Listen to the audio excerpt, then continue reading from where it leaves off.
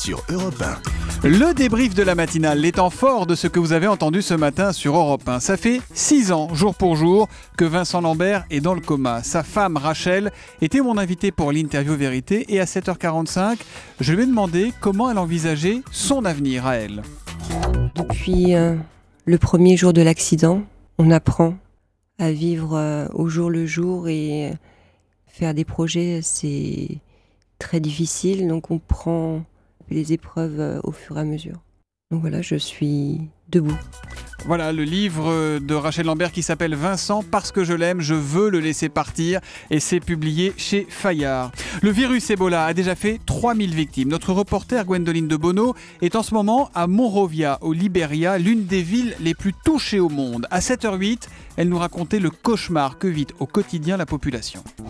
On n'a pas assez de lits, pas assez de temps, confie le volontaire. Une ambulance fonce à toute vitesse, tout le monde s'écarte et s'asperge de chlore. Ici, Ebola contamine aussi les esprits. Tina Sall sait bien, lorsque le virus emporte son mari, une quarantaine lui est imposée, et peu importe qu'elle soit sur le point d'accoucher. Tout le monde avait peur de moi, personne ne m'acceptait. J'ai pu accoucher dans une maison voisine, mais pas à la clinique.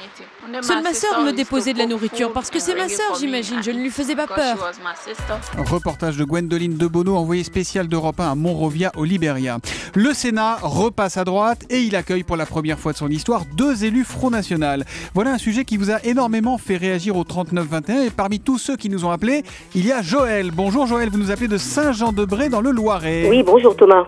Alors, quelle est votre question Joël ? Eh bien voilà, je voulais savoir comment monsieur François Barouin, qui est maire de Troyes et député en ce moment de l'Aube, vient d'être élu sénateur. Comment c'est possible qu'on puisse devenir sénateur alors qu'on est encore député ? En effet, très bonne question et je me tourne vers Alexandre Carra, chef du service politique d'Europe 1. Alors Alexandre, bonjour. Bonjour.